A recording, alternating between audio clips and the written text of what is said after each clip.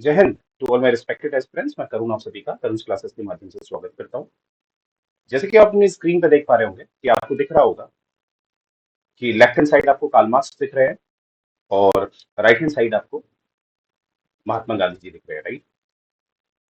तो क्या ये दोनों दोनों ही एनार्किज्म के सिद्धांत को मानते थे? क्या हम इन दोनों को एक एनार्किस्ट कह सकते हैं? एनार्किस्ट मतलब एनार्किज्म को मानने वाला। और देखिए, यहाँ पर एक मैंने नेट जेआरएफ लिखा हुआ है क्योंकि हमें दिखेगा कि नेट जेआरएफ में एक क्वेश्चन पूछा गया था 2020 पे। मैं आपको क्वेश्चन दिखा देता हूँ पहले। ये आप देख पा रहे होंगे, ये क्वेश्चन है आपका 2020 का। तो इसमें क्वेश्चन है, देखिए क्या पूछा गया, which among the following is not, not पूछा गया है, not a salient feature of the individualistic anarchism. और 2020 का क्वेश्चन है, तो इसमें से कौन सा नहीं है, ये पूछा गया है। तो अगर हमें ये पता हो कि एक एनार्किज्म क्या है, ऑब्वियसली फिर इंडिविजुअलिस्टिक एनार्किज्म भी हमें समझ में आ जाएगा और उसके आधार पे हम इसमें राइट आंसर निकाल सकते हैं, राइट।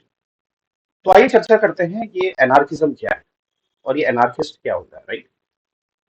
तो लेट्स बिगिन द शो। तो देखिएगा कि सबसे पहले चर्चा करते हैं एनार्किज्म क्या होता है। एनार्किज्म, एनार्किज्म क्या होता है, अराजकतावाद क्या होता है, अराजकतावाद क्या होता है। तो देखिए, एनार्किज्म जो शब्द है, ये शब्द निकल के आया है, कहाँ से निकल के आया है? ये शब्द निकल के आया है ग्रीक वर्ड, एक ग्रीक वर्ड है जो कहलाता है an arch, A N N A R, A R K H E, an arch से ये निकल के आया है एनार्किज्म। और एन आर्क जो एक ग्रीक वर्ड है, इसका क्या मतलब है? इसका मतलब है विदाउट रूल, विदाउट रूल या अथॉरिटी। मतलब ऐसा समाज जहां पर आपको कोई भी रूल नहीं होगा या कोई भी अथॉरिटी नहीं होगी। जैसे एक आप इमेजिन कर सकते हैं ऐसा समाज जहां पर कोई भी पुलिस वाला नहीं होगा, राइट। तो सुनने को आपको अजीब सा लगेगा कि ऐसा भी क्या कोई समाज हो सकता है जहां पर कोई भी अथॉरिटी ना हो, कोई भी नियम कानून ना हो, राइट। ओके। जो एनार्किज्म है, इसका एक सिनोनिम भी है हमारे पास, एक समानार्थी शब्द है। सिनोनिम को हम देख लेते हैं। सिनोनिम भी है इसका, एक शब्द का इस्तेमाल किया जाता है, सिफिलस। क्या? सिफिलस, CEPHALUS। सिफिलिस का मतलब होता है हेडलेस स्टेट, यानी कि ऐसा स्टेट जहां पर कोई भी उसका मुखिया नहीं है, ठीक है। जैसे अगर मैं हमारे संविधान में देखूं, हमारे संविधान के आर्टिकल 52 में अगर मैं जाऊं, तो आप जानते ही हैं आर्टिकल 52 में बता रखा है हमारे राष्ट्रपति के बारे में। यानी कि हाँ, हम सभी जानते हैं जो हमारा राष्ट्रपति होता है वो हमारे राज्य का मुखिया होता है, हेड ऑफ द स्टेट होता है। तो यानी कि अगर मैं बोलूंगा, अगर किसी देश को अगर मैं सिफिलिस बोलूंगा, असिफिलिस बोलूंगा, तो वहां पर कोई भी हेड ऑफ अ स्टेट नहीं होगा क्योंकि वहां स्टेट ही नहीं होगा, राइट। तो ये बात आपने याद रखनी है। अब हम आगे बढ़ते हैं। तो देखिए आगे हमें क्या मिलता है, आगे हमें मिलता है कि जो पहला political theorist, first political theorist जो है, जिन्होंने पहली बार कहीं ना कहीं ये स्टेटलेस सोसाइटी की बात करी है, स्टेटलेस सोसाइटी, स्टेटलेस सोसाइटी की बात करी है, वो किसने करी है? वो करी है विलियम गॉडविन ने, विलियम गॉडविन। उन्होंने अपनी एक प्रसिद्ध किताब 1793 में पब्लिकेशन करा था उसका। I repeat, 1793। और अगर आप लोग लक्ष्मीकांत की जो पॉलिटी पढ़ते हैं तो उसमें आपने चार्टर एक्ट की सीरीज दिखी होगी जो 1793 से शुरू होती है, जिसमें कहीं ना कहीं 20 सालों के लिए मोनोपोली बढ़ा दी गई थी ईस्ट इंडिया कंपनी की, राइट। तो इसी वर्ष एक बुक प्रकाशित होती है विलियम गॉडविन की। उस बुक का नाम है inquiry, inquiry concerning, concerning political justice, political justice, right. तो देखिए नेट में क्या होता है, कभी आपसे डायरेक्ट पूछ लेते हैं ये बुक किसने लिखी है, तो inquiry concerning political justice book लिखी गई है विलियम गॉडविन के द्वारा तब 1793। और याद कैसे करने का तरीका है कि ईस्ट इंडिया कंपनी की 20 साल की मोनोपोली बढ़ा दी गई थी इसी वर्ष। तो देखिए यहाँ पर जो पहला पॉलिटिकल थिंकर है जिसने एक स्टेटलेस सोसाइटी की बात करी है वो कौन है? William Godwin. अब देखिए प्रश्न है कि ये स्टेटलेस सोसाइटी का मतलब क्या हुआ, ये स्टेट क्या हुआ, क्योंकि बहुत सारे एस्पिरेंट जो होते हैं उनको ये नहीं पता होता है कि एक कंट्री क्या होती है और एक स्टेट क्या होता है। अगर उनसे पूछा जाए कि भारत क्या है, एक कंट्री है या स्टेट है, तो कोई स्टेट कहेगा, कोई कंट्री कहता है, कंफ्यूज रहते हैं। तो पहले ये देख लेते हैं कि एक स्टेट और कंट्री में क्या डिफरेंस होता है। देखिए कंट्री जो होती है, जो यूनिवर्सल एक्सेप्टेड जो डेफिनेशन है वो ये है, कंट्री में आपको दो फीचर्स दिखेंगे, एक इसमें एरिया होगा और एक इसमें पॉपुलेशन होगी, इसे हम कंट्री कहते हैं। और जो स्टेट होता है, एक राज्य होता है, उसमें क्या होता है, एरिया पॉपुलेशन तो होंगे ही, एरिया और पॉपुलेशन तो होंगे, यानी कि ये कंट्री जरूर होगा, प्लस इसमें एक गवर्नमेंट होगी और इसमें एक संप्रभुता होगी, सोवरेनिटी होगी। तो ये चार विशेषताओं के बाद बनता है स्टेट। और यहां से आपको दिख रहा होगा एक कंट्री को स्टेट इसलिए बनाया जाता है क्योंकि स्टेट में आती है सरकार, और जो कहीं ना कहीं संप्रभु होती है, कहीं ना कहीं संप्रभुता होती है उसमें। अब संप्रभुता जो है, जरूरी नहीं है कि सरकार के पास पूरी हो या सरकार के पास ना हो। अर्थात व्हाट आई मीन टू से, अगर गवर्नमेंट को मैं, अलग अलग तरह की गवर्नमेंट होती है, जैसे एक होती है मोनार्की, राजशाही। तो इसमें हमने देखा है कि जब एब्सोल्यूट मोनार्की हुआ करती थी पहले के समय पे, तो राजा के पास एब्सोल्यूट पावर होती थी। एब्सोल्यूट पावर मतलब पूरी शक्ति होती थी, 100% शक्ति। और 100% पावर को ही हम कहते हैं सोवरेनिटी। पर वैसे ही अगर आज के हिसाब से आप देखते हैं, जो आधुनिक युग में हम जो डेमोक्रेसी का इस्तेमाल कर रहे हैं, तो डेमोक्रेसी का जब हम इस्तेमाल करते हैं, जो मॉडर्न गवर्नमेंट है, यहाँ पर हम स्टेट को जो होता है तीन पिलर्स में डिवाइड कर देते हैं, तीन स्तंभों में, जैसे लेजिस्लेटिव, एग्जीक्यूटिव और जुडिशियल। और अपने अपने स्तर पे इनके पास पावर होती है, पर किसी के पास भी पूरी पावर नहीं होती है, एब्सोल्यूट पावर नहीं होती है। यानी कि इन तीनों के मिलके ही, अगर इन तीनों को मिलाया जाएगा तभी वो एब्सोल्यूट पावर कहलाएगी। परंतु इंडिविजुअली इन स्तंभों के पास, इन पिलर्स के पास एब्सोल्यूट पावर नहीं होती है, राइट। तो इस तरह से जो होता है कि कहीं ना कहीं हमें दिखता है कि राज्य इसलिए स्थापित किया जाता है कि जो लोग रहते हैं, जो पॉपुलेशन है, जो जनता है, उनका, उनके जो एक एक एक लिबर्टी है, उनकी जो छूट है, उसको सीमित किया जाए। यानी कि उनकी लिबर्टी को एब्सोल्यूट लिबर्टी नहीं नहीं बनाया जाए। क्योंकि देखिए एक बात हमेशा याद रखिएगा, या तो एब्सोल्यूट पावर रहेगा या एब्सोल्यूट लिबर्टी रहेगी। जब एब्सोल्यूट पावर को हम हटा देंगे, यानी कि सोवरेनिटी को हम हटा देंगे राज्य से, यानी कि सरकार से, तो वहां के लोगों के पास कहीं ना कहीं एब्सोल्यूट लिबर्टी आ जाएगी। पर यह माना जाता है कि अगर लोगों को एब्सोल्यूट लिबर्टी दे दी, जैसे अगर मैं बात करूं, मैकियावेली की बात करूं, थॉमस हॉब्स की बात करूं, या मैं रूसो की बात करूं, इस तरह से हमें पता चलता है कि इन लोगों ने, जो महान फिलोसफर हैं, इन्होंने कहीं ना कहीं जो इंसान है, जो इंडिविजुअल है, उसको कहीं ना कहीं लालची बताया है। उसको बताया कि इंसान सिर्फ अपने लिए सोचता है, उसके अंदर लालच होता है। तो इस वजह से क्या होता है कि कहीं ना कहीं अ, एक दूसरे को नुकसान पहुंचाया जाता है इंसान के द्वारा। तो इसीलिए एक राज्य के गठन की बात की गई है, एक राज्य को उत्पन्न करने की बात की गई है, जिससे कि राज्य क्या करेगा, अपनी शक्ति के द्वारा लोगों को सुरक्षा प्रदान करेगा। अब कैसे करेगा? जो राज्य है वो लोगों के अधिकारों को, जो लिबर्टी है लोगों की, उसको क्या कर देगा, लिमिट कर देगा, राइट। तो ये बात आपने याद रखनी। तो राज्य इसलिए हमें चाहिए होता है। परंतु अब आप पढ़ रहे होंगे, अब आप देख रहे होंगे कि बात की जा रही है, जैसे कि मैंने अभी आपको बताया कि हमारे जो विलियम गॉडविन साहब है, जिन्होंने 17 विलियम गॉडविन साहब है, जिन्होंने 1793 में एक किताब लिखी, आई इंक्वायरी कंसर्निंग पॉलिटिकल जस्टिस। तो वहां पर उन्होंने पहली बार स्टेटलेस सोसाइटी की बात करी। स्टेटलेस यानी कि राज्य विहीन होना चाहिए समाज। अब देखिए यहीं पर क्या है, इसी में एक पहली बार एक शब्द एनार्किस्ट, एनार्किस्ट मतलब एनार्किज्म को मानने वाला, एनार्किज्म को मानने वाला कौन, एनार्किस्ट। इस शब्द का पहली बार जो इस्तेमाल करने वाला है वो है आपका पियर रे जोसेफ प्रोधान, प्रोधान, ठीक है। तो ये है आपका पहला थ्योरिस्ट जिसने एक एनार्किस्ट शब्द का इस्तेमाल किया, और एनार्किस्ट मतलब है जो लोग एनार्किज्म पे विश्वास करते हैं, जिनकी धारणा, जिनके सिद्धांत एनार्किज्म के हैं। अब ये बात आप लोगों को समझ में आ गई होगी। अब हम आगे देखेंगे कि एनार्किज्म जो है इसका कोर आइडिया क्या है, यानी कि इसका मूल सिद्धांत क्या है, इसकी क्या कहना चाह रहा है। एनार्किज्म का जो कोर आइडिया है वो है आपका कि जो society can and should be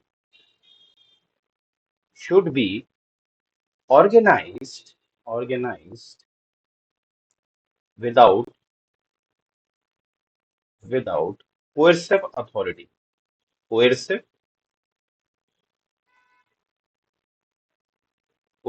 authority।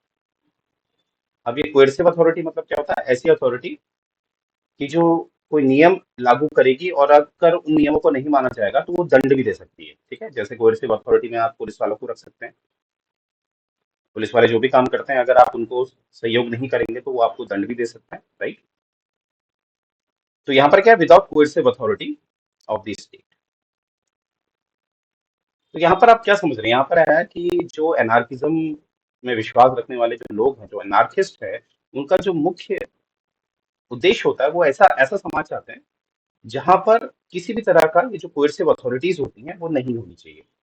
कोerसिव authorities नहीं होनी चाहिए, क्योंकि जो एनार्किज्म की विचारधारा वाले लोग होते हैं वो मानते हैं कि जो राज्य होता है और राज्य की जो अथॉरिटीज होती है वो कहीं ना कहीं लोगों के जो अधिकार है उनको सीमित करती है, जिसकी जरूरत नहीं होती। क्योंकि जो इंसान होता है वो कहीं ना कहीं जानवर नहीं होता है, क्योंकि इंसान के अंदर बाय डिफॉल्ट कुछ इमोशंस होते हैं, जैसे उसके अंदर प्यार होता है, उसके अंदर केयर होता है, उसके अंदर कोऑपरेटिव वाला नेचर होता है।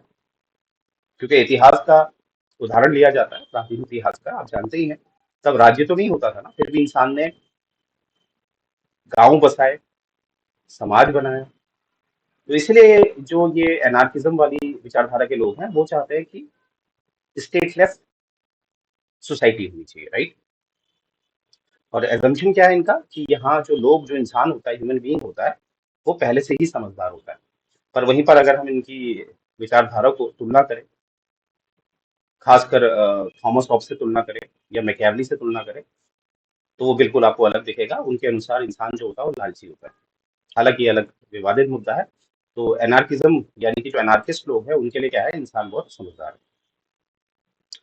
अब क्वेश्चन आता है, जैसे यहाँ पर मैंने लिखा है कोerसिव अथॉरिटी। क्या लिखा है? कोerसिव अथॉरिटी। तो यहाँ पर मैं सिंपल अथॉरिटी भी तो लिख सकता था, है ना। पर देखिए ऐसा है, जो एनार्किज्म वाले लोग हैं, जो एनार्किज्म विचारधारा को मानते हैं, वो पूरी तरह से अथॉरिटी के अगेंस्ट नहीं है।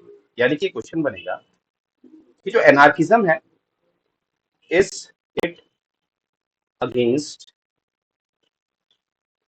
All form of authority? All form of authority के अगेंस्ट है ये? तो इसका उत्तर है नहीं, ऐसा नहीं। नो, ये ऐसी अथॉरिटी को सपोर्ट करते हैं, ये ऐसी अथॉरिटी को सपोर्ट करते हैं जो जो स्किलफुल हो, यानी कि उसके अंदर एक्सपर्टीज हो, और जो टेम्परेरी हो। जो क्या हो? टेम्परेरी। अब इसका क्या मतलब है? इसका मतलब इस एक एग्जाम्पल से मैं आपको समझाता हूँ। स्किलफुल हो और टेम्परेरी हो, इसका डायरेक्ट एग्जाम्पल है आपका जो आपके डॉक्टर्स होते हैं। अब देखिए, डॉक्टर्स के पास आप जाते हैं, क्यों जाते हैं? या तो हमें कोई बीमारी लग जाती है या छोटा मोटा बुखार आ रहा है, तो हम डॉक्टर के पास जाते हैं, और डॉक्टर अपने काम में एक्सपर्ट होता है, राइट, क्योंकि उसने इतना पढ़ा है और वो एक्सपर्ट है। तो क्या होगा, जब आपका कोई इलाज चलेगा डॉक्टर से, तो डॉक्टर के अनुसार ही आपको कुछ समय काम करना पड़ेगा। अगर डॉक्टर कहेगा आपने ये खाना छोड़ना है तो आपको छोड़ना पड़ेगा, डॉक्टर कहेगा आपने ये दवाई इस टाइम पे लेनी है तो आपको लेनी होगी। तो यानी कि कुछ समय के लिए आप किसकी अथॉरिटी में आ जाते हैं? डॉक्टर साहब की अथॉरिटी में आ जाते हैं। पर मैंने वर्ड बोला कुछ समय के लिए, यानी कि ये टेम्परेरी होता है। यानी कि जब आप स्वस्थ हो जाते हैं तो आपकी इच्छा होती है कि अब मुझे डॉक्टर के पास नहीं जाना। तो इस तरह की अथॉरिटी को, जो हमारा एनार्किज्म है, एनार्किज्म मानने वाले लोग हैं, वो पूरी तरह से अथॉरिटी को अगेंस्ट नहीं है। वो इस तरह की अथॉरिटी को एक्सेप्ट करते हैं जो स्किलफुल होती है, यानी कि एक्सपर्ट होती है, और जो टेम्परेरी होती है। जैसे डॉक्टर, इंजीनियर, इस तरह से, राइट। तो ये बात आपने याद रखना है, वेरी इंपॉर्टेंट काफी, क्योंकि लोग कंफ्यूज रहते हैं कि जो एनार्किज्म वाले हैं वो अथॉरिटी के अगेंस्ट हैं, तो आपने कहना है नहीं, पूरी तरह से नहीं है। वो उस अथॉरिटी के अगेंस्ट नहीं है जो एक्सपर्ट होती है और जो टेम्परेरी होती है, राइट। अब देखिए एनार्किज्म जो है, अगर मानते हैं एनार्किज्म बना दिया जाए, यानी कि स्टेटलेस सोसाइटी बना दी जाए, तो फिर ये जो एनार्किज्म विचारधारा के लोग हैं, ये लोग कैसे इस एनार्किज्म को अप्लाई करेंगे? तो उसके लिए दो तरीके बताए गए हैं। एक अप्लाई करने के लिए दो तरीके बताए गए हैं। एक है आपका लिबर्टेरियनिज्म, लिबर्टेरियनिज्म, ठीक है। और एक है आपका कम्युनिज्म। क्या है? कम्युनिज्म। लिबर्टेरियनिज्म, माफ कीजिएगा, लिबर्टेरियनिज्म का मतलब होता है यहाँ पर 100% लिबर्टी होती है।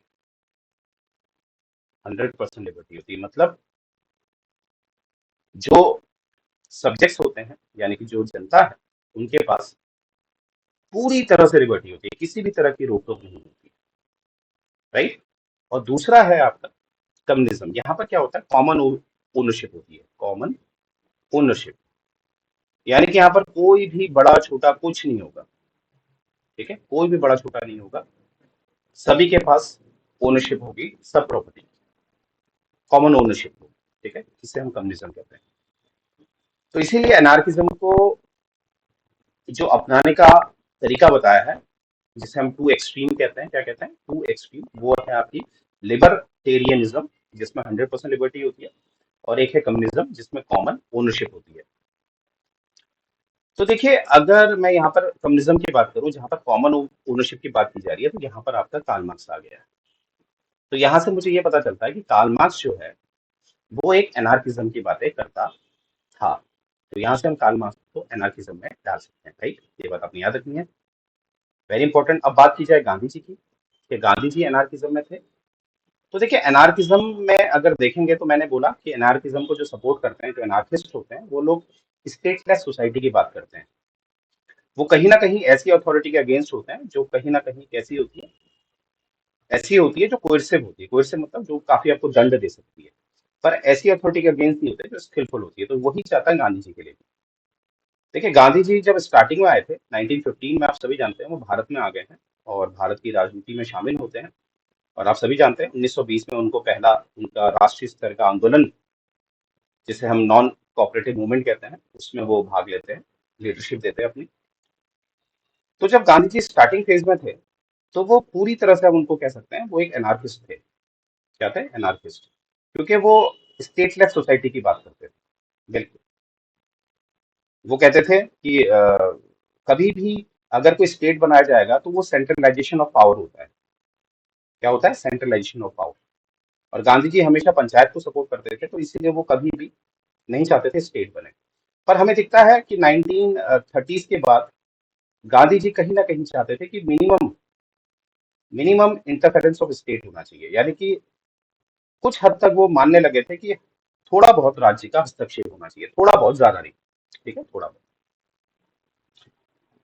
अब जैसे महात्मा गांधी जी का आप सभी जानते हैं 1930s का जो राष्ट्रीय स्तर का जो दूसरा आंदोलन था, जिसे हम सीडीएम कहते हैं, सिविल डिसओबीडियंस मूवमेंट।